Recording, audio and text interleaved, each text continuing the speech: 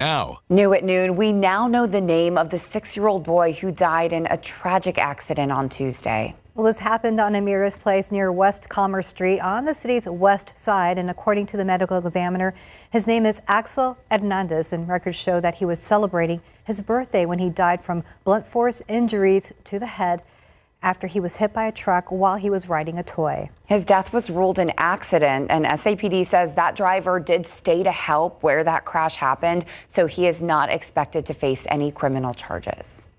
And we do have an update about a deadly shooting involving a man killed early this morning after an argument at a hotel on the east side. The San Antonio Police Department says it happened just before 1 a.m. at the Knights Inn on East Houston Street. Well, police say that a 25-year-old woman and a 41-year-old man were arguing in a room when the man lunged at her. Now, they say she fired multiple shots, also hitting herself in the arm. A San Antonio Police Department preliminary report shows a history of domestic violence between the two, but did not specify their relationship. The woman called police and was taken to the hospital in stable condition. She is not expected to face charges, and investigators are looking into the case.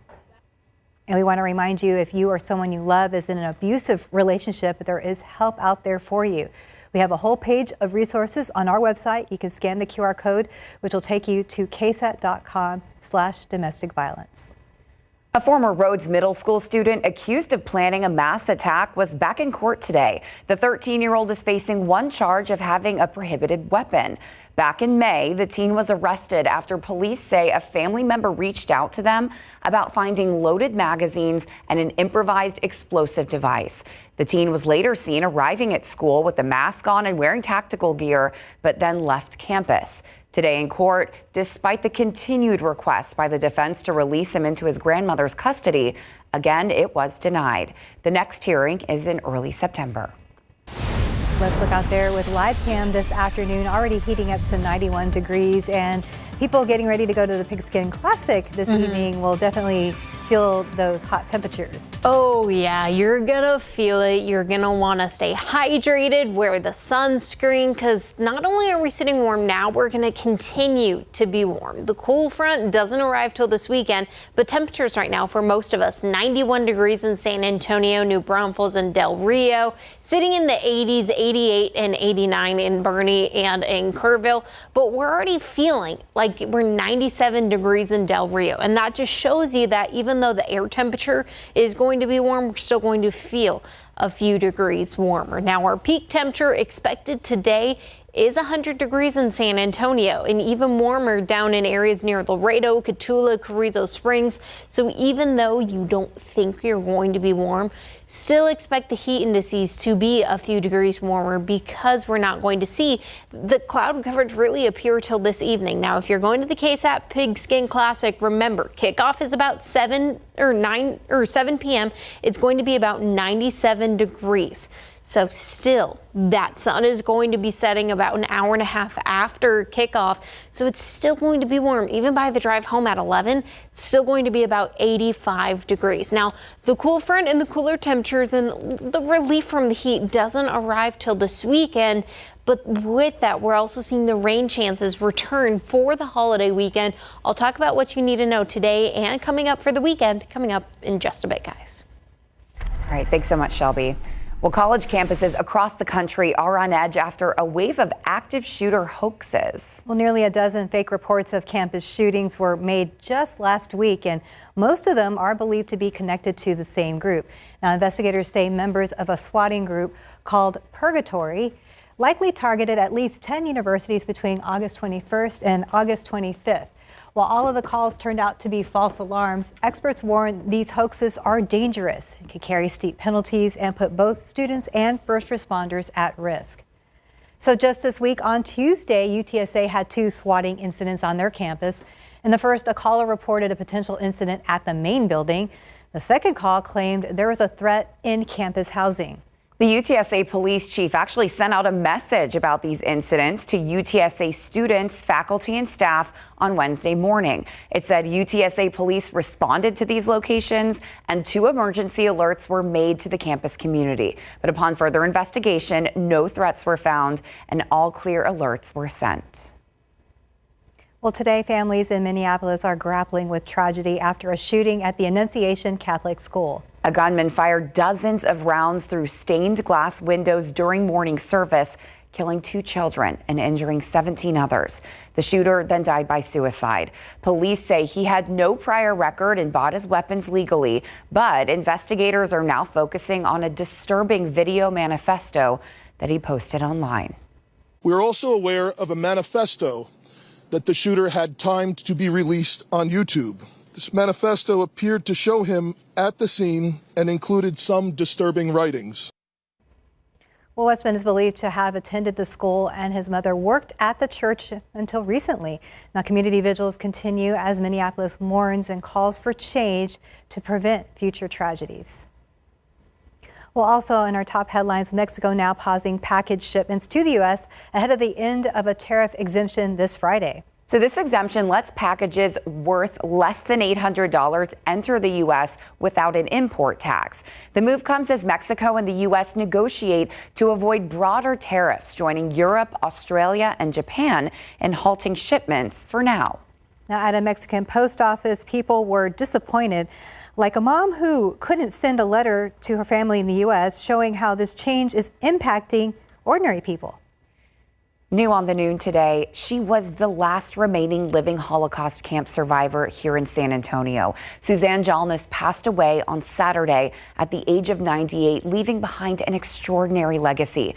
She spent her life teaching kids and communities about the Holocaust and her own story. I got to sit down with her family, which is now vowing to carry on her legacy and hoping the rest of San Antonio will too. She just had been through so much.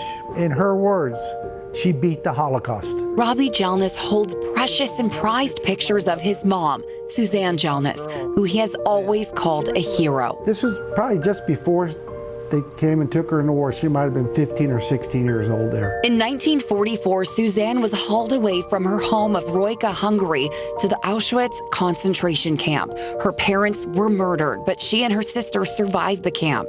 Her husband died at 39 years old, leaving her a single mom with 4 boys. In Jewish families, we know the matriarch of the family, right? But she was the matriarch, you've said, for San Antonio's Jewish community. She really was.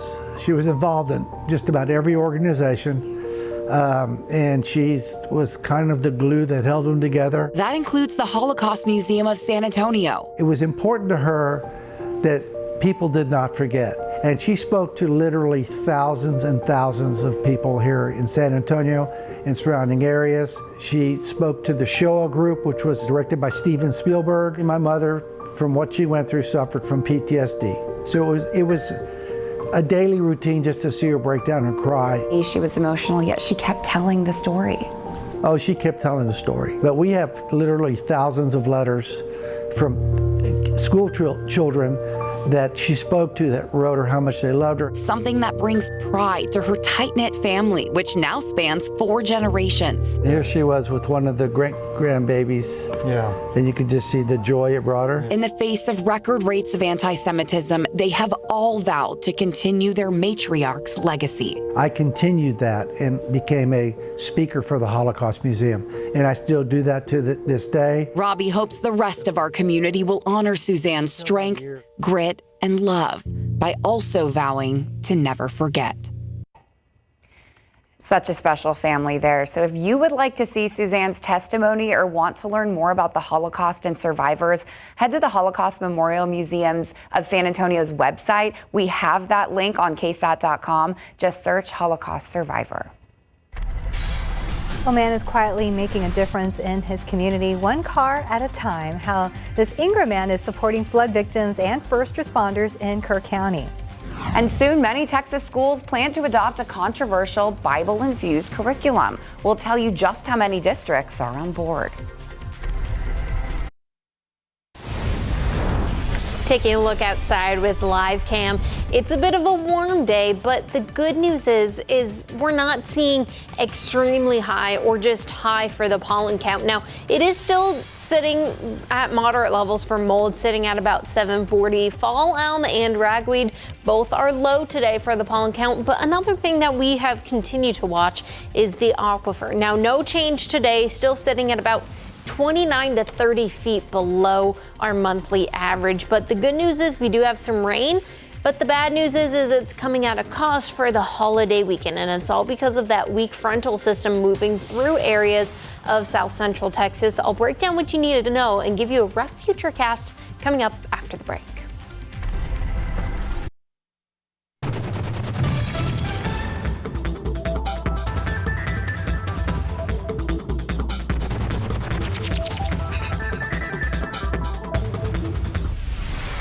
Well, more than 300 Texas school districts and charters plan to use a new state-made ready reading curriculum. It's drawing attention for its Bible references. This curriculum, called Bluebonnet, includes religious lessons along with phonics and math materials. Some schools say they chose it for the extra funding and to meet state standards, not because of the religious content. Others are waiting to see if it's a good fit, with some critics saying it lacks academic rigor. The state says Bluebonnet went through a tough review and promises it helps students learn better. But the debate over religion in the classroom is far from over. Well, also several other new Texas laws passed in the 89th legislative session. It will affect the state's education system. And KSAT's Madeline Lambert tells us what we can expect to see changing this coming Monday.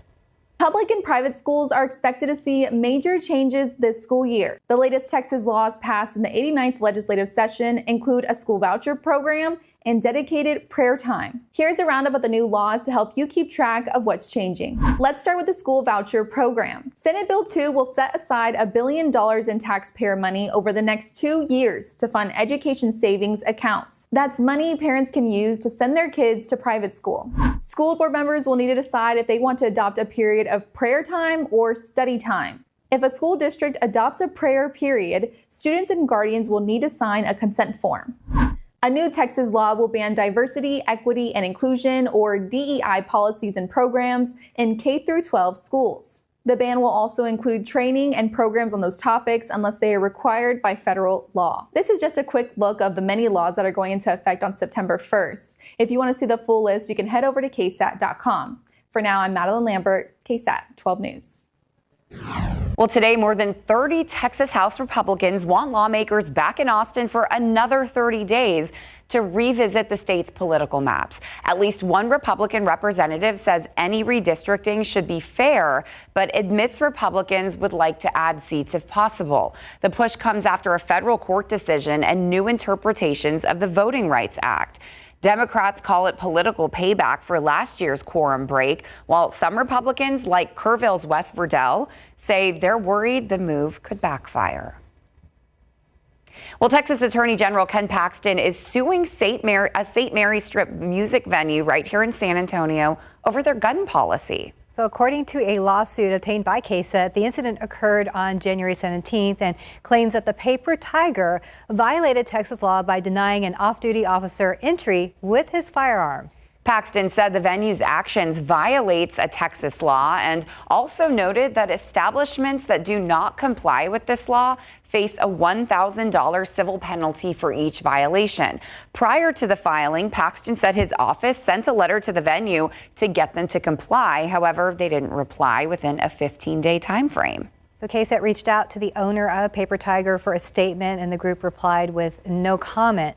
KSAT also reached out to the San Antonio Police Department for a police report regarding the original incident, and we are waiting for a response. Well, now headed to the governor's desk is Senate Bill 3, which supports creation and installation of flash flood outdoor warning siren systems after receiving final Senate passage yesterday. The legislation was filed obviously in direct response to the devastating July 4th flood disaster in Kerr County and Central Texas. And it mandates the installation of proven outdoor warning siren technology to alert residents and visitors when flood danger is imminent, closing a public safety gap in Central Texas known as the Flash Flood Alley, where youth camps, RV parks, and recreational areas remain highly vulnerable to flash flooding, often lacking reliable cellular service for emergency alerts.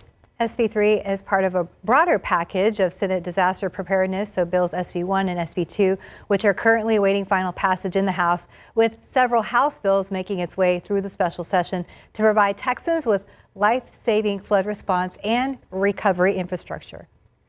Well, he has been quietly helping repair tires, engines, and changing oil for flood victims and first responders in Kerr County. We heard about Adrian Walney's work and wanted to find out more about him. So our Patty Santos stopped by a shop called On Four Wheels in Ingram. This is a first of the line, top of the line laser balancer. This is a hands-free wheel machine that you can do up to 26-inch wheels. Adrian Walney, owner of River Hills Automotive of Kerrville. I got batteries for all your vehicles. I got filters for most applications that you need. Built this mobile shop to reach communities without garages. On July 4th, it was put to use for the first time, flawlessly. First thing I did was go to the Ingram Fire Department. I set up there for 5 days, and I serviced all of the emergency vehicles for no charge. The flood left debris, nails, and other hazards that cause headaches for drivers and first responders. I fixed over 100 flat tires in a week. And not only flat tires, I put on water pumps and ball joints and A-arms and just anything that I can do in the field, I did in the field. Anything I couldn't do in the field, we took to the shop. Second thing, I came to Hunt, where the post office used to be. And I tell you, I worked on 10 cars in the morning and 10 cars in the afternoon. Never asked nobody what their name was. Just ask them what their concern was. He says he feels blessed to have the tools and the know-how to help. Because I'm not the person that can go and find a victim, but I can help you find victims. And it can help you help the families of our community. You know, this is the community I choose to live in, and this is the community that I love. Well, that was our Patty Santos reporting. And Adrian says that many business owners have been quietly giving and helping without asking for anything in return. You know, every time I go to the Hill Country, I hear the same thing from this incredible community. Maybe I can't do X, Y, Z, but this is how I can help. Yeah. And they're just doing it. They don't want recognition, nothing. It's been incredible to see. So I'm glad we got to catch up with him. And yes, thank you for doing what you're doing. Thanks to Adrian. Yeah. All right, let's turn to the weather now, because it is going to be real hot and sticky. Even this morning, it was so sticky, and I was thinking immediately Pigskin Classic, yes, but nothing can keep us from football, Shelby. Oh, We'll be out there. It is Texas. Nothing can keep us from football. And I thought that exact same thing, Courtney. I woke up, went outside, and I could feel the humidity. And it is normal to feel the humidity in the mornings, but there was something different about this morning because we were already sitting on the warmer side. Temperatures right now across the area, 91 degrees in San Antonio, 91 up in Kerrville, where they're still doing the efforts to get a little bit more back to normalcy. But otherwise, it is still going to be a warm day for most of us. We're already expecting temperatures to get to 100 degrees today, feeling even warmer. We can see the heat indices up past 100 degrees. And then we start to see the cloud coverage return just a little bit this evening. And that's going to allow our temperatures to cool down just a little bit, especially for Pigskin Classic tonight. It's still going to be very warm. Now look ahead to the weekend. It won't be a washout, but you might want to have a backup option or just an indoor option just in case, because we're tracking that rain and we're tracking that warmer or that cool front coming through. But after, it's going to be low humidity, it's going to be very nice, and it is going to be beautiful. Some areas of the Hill Country even waking up in the upper 60s. Now, starting off tomorrow, we're going to see that cloud coverage try and reappear, but basically the story on Friday is we're going to start to see some isolated showers start to appear in the northern portion of south central Texas, right along areas of the Hill Country, and that's going to be Friday. And then we get into Saturday, still seeing some extra humidity and that moisture start to build up with that cloud coverage. But then we're going to skip to Saturday afternoon. That cold front's just sitting just to the north in between San Antonio and Dallas. Now, if this cold front moves through a little sooner and it doesn't stall in areas of the Hill Country, then we could see the showers and storms not impact us as much as we get into Monday. But if it continues to move through Saturday evening into Sunday morning into areas of San Antonio, most of the storms will continue to be in areas just to the north in areas of Dallas. But as we go through Sunday, the rain chances continue to strengthen. And even Sunday night into Monday, we can still see that extra shower or even a few showers as we go into Monday afternoon. So it is still a changing forecast. You'll definitely want to continue to check back with us. But we do still have a 40% chance of rain as we get into Sunday, and then even for Labor Day on Monday, a 30% chance of rain, but mostly for the morning and some cooler temperatures. We'll be right back after the break.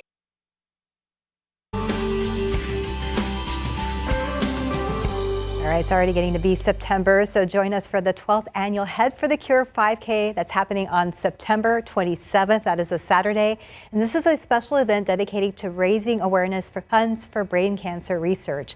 It also is a race that is near and dear to our hearts here at KSAT because it honors our late news director, Jim Boyle. So the race will start at 8 a.m. that day, right outside of our KSAT studios, so actually at Providence Catholic School, that campus area over there. And don't miss the chance to be a part of an incredible cause, so you can register now and use the code CURE to get $7 off your registration fee. Coming up, the high cost of Trump's crime crackdown in D.C. and who's paying the bill. Plus, Northside school zones seeing hundreds of traffic violations. We're taking a closer look at the busy morning rush and how police are keeping kids safe. Right now, the San Antonio Police Department is still searching for two people who ran off after a man was shot and critically injured here on the southwest side. It happened around 6:30 p.m. yesterday on Southwest Military Drive. The victim was shot in the chest and rushed to a local hospital in critical condition. Police say they are still looking for a man and a woman who left the scene and are considered to be possible suspects. Well, 4 people are now facing charges after Bexar County deputies shut down an illegal gambling operation. So investigators identified Jason Garcia, Randy Hinojosa, and Jacqueline Gonzalez as employees at the Royal Room 777 located on the city's southeast side. Jeanette Zavala is also charged, accused of blocking deputies by slamming and locking the door on them. The sheriff's office confiscated 60 gambling machines and over $67,000 in cash. Plus, 18 people were cited for illegal gambling. Sheriff Javier Salazar explained that for gambling machines to be legal, they must only be used for fun and with prizes limited to non-cash items like toys or novelties. Well, today we are focused on school zone safety and violations as parents and kids get back to the school routine. So the spot with the most traffic violations last school year was the 700 block of Hildebrand by Incarnate Word High School. But there's one neighborhood that had more than 400 school violations. Our RJ Marquez and photojournalist Alex Gomez checked out the traffic troubles along Bulverde and Evans roads. It's really busy in the morning times. It makes you want to just set your day later. Esther Rodriguez has lived in the far north side off of Highway 281 for more than 2 decades, and as the area has grown, so have the amount of students going to class. Do you see most of the traffic backed up mostly on Evans or a little bit further up towards Johnson High School? Here on Evans, it's craziness trying to get through. And I've seen accidents already going through there because there's just not enough leeway time for the cars to be able to brake. There are 3 schools within a short distance of each other off of Evans and Bulverde roads. We jumped into DriveCam to check out the school zones starting at Tejada Middle. This one school zone had more than 200 safety violations, traffic violations, according to the records from SAPD. And a lot of folks say that's because of the traffic on Evans Road. It tends to get backed up and a lot of folks tend to speed. Now it's on to Johnson High School, which is around the corner on Bulverde Road. This is a very busy area, of course. 188 traffic violations, according to SAPD's records from last school year. But for the most part, people that we spoke to around here say that traffic is under control. They see enough police presence and they feel pretty comfortable. And tucked away off of Evans Road is Rowan Forest Elementary.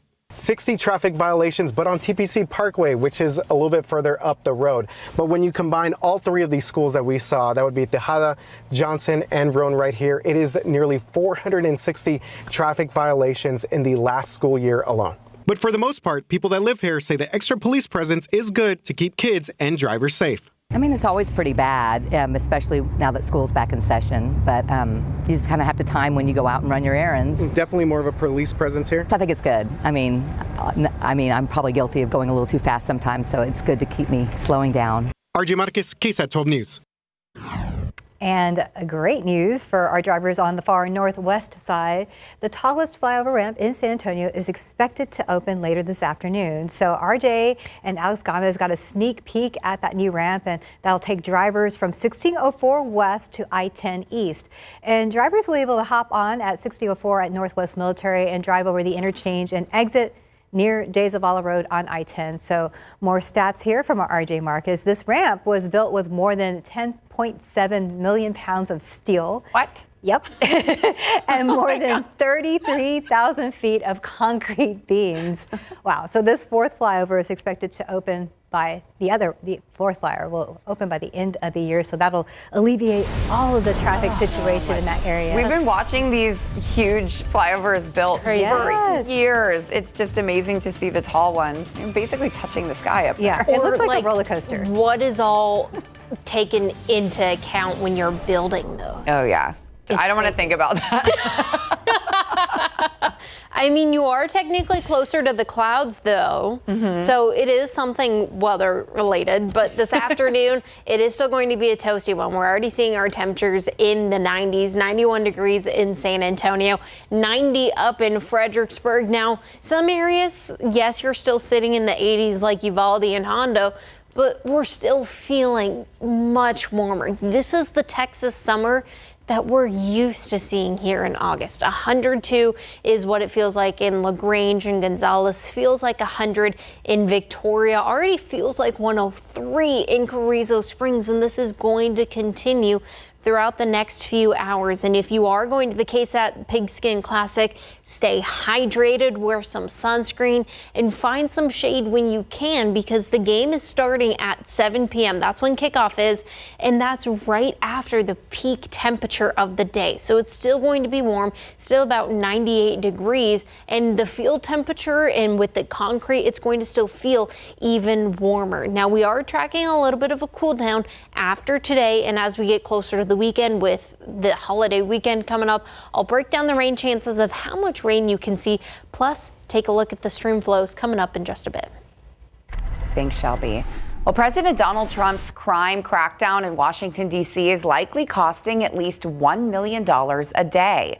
That's an estimate that comes from the Director of Studies at the Center for New American Security. The $1 million figure takes into account the pay for more than 2,200 National Guard troops on the streets and the cost for hotel, travel, food, fuel, and other logistical needs. And those estimates are only for the National Guard, not for other federal law enforcement agencies involved in this operation. Well, mass deportation continues to be a top priority for President Donald Trump. According to a senior Homeland Security official, Immigration and Customs Enforcement deported nearly 200,000 people in the first 7 months since President Donald Trump returned to the White House. So it puts the federal agency on track for its highest rate of removals in at least a decade. However, it's still short of their stated deportation goal of 1 million deportations a year. The FDA has approved updated COVID-19 vaccines, but they're now limited to seniors and people with certain health risks like asthma or obesity. Plus, the Pfizer shot won't be available for kids under 5 anymore. Parents can still get the Moderna vaccine for young children with health issues, but many others may face barriers to access. The new vaccines target recent virus variants and should be available soon, but confusion and restrictions could make it harder for some to get protected this year. Well, are you planning a last-minute summer trip? Airfare and gas prices are dropping, so we'll tell you why now is the best time to book.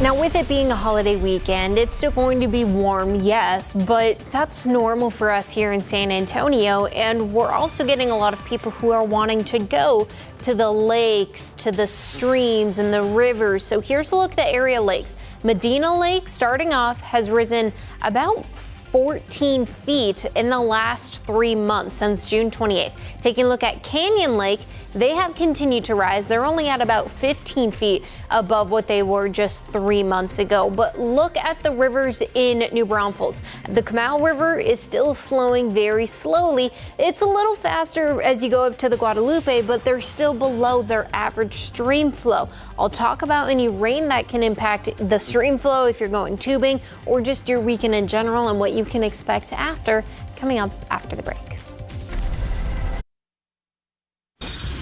Well, the unofficial end of summer is just around the corner, and if you are thinking about one last trip before fall, here's some good news. So airfare and gas prices are dropping, making travel more affordable. It's going to get better after Labor Day and into mid-September. That's when we roll back to cheaper winter gasoline. Well, Patrick DeHaan says that gas prices could fall below $3 a gallon in some areas soon. The national average is already 14 cents lower than last year at $3.21. The American Automobile Association also offers travel tips for the holiday weekend, recommending that early road trips to avoid the busiest times. Now, if you are flying domestic, airfare is 6% cheaper than last year. Well, get ready, it's tonight. KSAT's Thanksgiving Classic features a matchup between Sotomayor and Clark. Now, Sotomayor is one of San Antonio's newest high schools. While their football program is top-notch, it's also home to a fledgling but mighty junior ROTC program. Our Justin Horn gives us a look at the Air Force-affiliated program that's pumping out future leaders. Discipline and leadership are two of the biggest tenets of ROTC. So at Sotomayor, it's only fitting that these cadets have a strong leader. Been all around the world, Desert Storm, Afghanistan, Gulf War. Major Thomas Kleskowski is an Air Force veteran serving 23 years. And not only is he the head of ROTC, he teaches his favorite subject too. And you are obviously an Air Force guy. You know a lot about planes. Yes. So how cool is it that you also get to teach aerospace? Yeah, that is amazing. And very fitting for Military City, USA. Most of our kids have family members who are in the military, so they want to continue this, follow the footsteps and serve. A fledgling program, Sotomayor's ROTC enrollment is on the rise. Sotomayor is a big growing school with more than 2,500 students, so it stands to reason that the ROTC program is also growing. They have more than 130 students enrolled. When we started in 2022, we had 67. So we've actually doubled in size. The trophy case is thriving too. And you guys are good. I see all the trophies back here. You guys have won some events, correct? Yes, sir. Our goal is to go to Daytona, Florida this year for nationals. They compete in drills like armed exhibition, and these guys and gals are talented. I am really glad I joined because it's almost been like a second home for me here. I've seen people grow from the quietest kid to someone who takes accountability, stands up, and takes charge of situations. Whenever I first started, I pretty much did not talk at all. Now, a confident leader, Samuel Teague had his reasons for joining. My mom was in the Army. My stepdad was in both the Army and the Marines. My dad was in the Marines. My grandfather was, I think he retired as a captain in the Navy.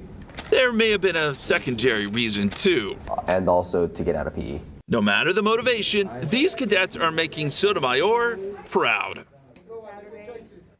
Thanks to Justin Horn for that story. And despite the discipline involved, Major Klekowski says there's plenty of fun involved as well. And it's important to note that ROTC is not a recruitment for the military.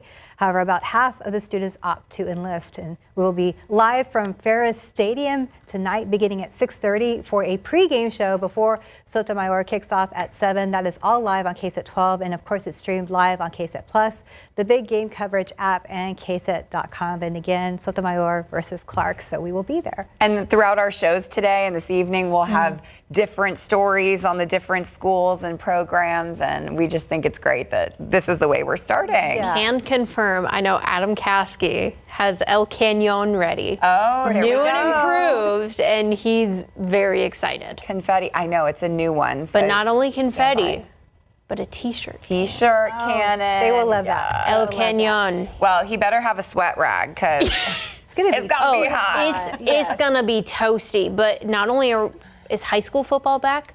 College football is maybe. back. And I know Justin Horn created this graphic this morning. And Of course he did. The Aggie himself, the UTSA Roadrunners, are going to be in College Station. And I know my parents are going to the game, but it's still going to be warm no matter where you go this weekend, because this is going to be before that cold front. So if you are traveling to College Station this weekend for the game, you're still going to expect the rain chances, about a 40% chance of rain on Saturday. Now with this, they're expecting that same cold front we are, and it's going to be tricky on Sunday, especially on Monday too, depending on where we see the cold front move through. If it moves through a little earlier, we might not see that rain chances as strong for Monday evening, but if it pushes back a little bit, then we might expect more later on. But it's not going to be a big washout. We're just expecting some storms being possible. But there is still that chance that where we see the heavier downpours, you can still expect an inch or two depending on, but we're expecting cooler temperatures after, and it is going to be less humid after this pushes through. Now here's a look at the rainfall potential. Most of it's going to be to the north, not only northeast Texas near Texarkana and Shreveport, Louisiana, but also in the northwest corner near the Panhandle, Lubbock, even getting into areas just to the north and to the east of Midland, Odessa, San Angelo. In San Antonio, we are going to be right on the edge, so we have the chance to get about half an inch of rain, but we could also see areas get upwards of an inch or two depending on where we see the heavier downpours, like I mentioned earlier. Now, as this cold front continues to just stall as we go throughout Saturday afternoon, it is expected to push through Saturday into Sunday morning. And as that does, we are still going to see some showers expected behind it. And after that, it is expected to finally push through Monday morning, but we can still have that chance for extra development as we go throughout about midday Monday. But there is still a chance, if it moves through quicker, for more chances of some thunderstorms later on. But the one thing that is going to be consistent, and I know I'm getting excited, is we're going to start to see a bit of that dry air start to feed in behind. And as it feeds in behind, we're not expecting the humid mornings, much like what we saw this morning. It's going to be a little drier and a little cooler. Our temperatures Monday and Tuesday, only about 92 and 91. Wednesday and Thursday, we do jump back up into those mid 90s, but it's not going to be as hot as, let's say, today or tomorrow. 100 degrees today, 101 tomorrow. Wear some sunscreen, stay hydrated if you're going to the KSAT Pigskin Classic today. With the rain chances this weekend, stay tuned and we'll keep you posted. We'll be right back after the break. Well, a lot of people believe that protein is the holy grail to health, scooping tons of protein powder into every shake, meal, and a drink. But you can have too much of a good thing. So with more, here's ABC's News' Melissa Adon. It is no secret that your body loves protein. It provides the building blocks of muscle, skin, hair, hormones, and even your blood. According to the USDA's dietary guidelines for Americans, most people should aim for 0.8 grams for each kilogram of weight. This means that someone weighing 165 pounds should eat about 60 grams of protein each day. For example, 1 cup of Greek yogurt, a chicken breast, and 2 eggs would cover your daily protein needs. If you hit the gym on a regular basis, you're pregnant, or feeling a little sick, you may require a bit more protein. That could mean adding an extra egg for breakfast, a handful of nuts as a snack, or a second scoop of beans or chicken at dinner. But you can overdo it. If you're eating nothing but protein shakes and ignoring water, fiber, and other nutrients, it can lead to constipation, bad breath, kidney problems, and even muscle loss. With this Medical Minute, I'm Melissa Adon. Bye.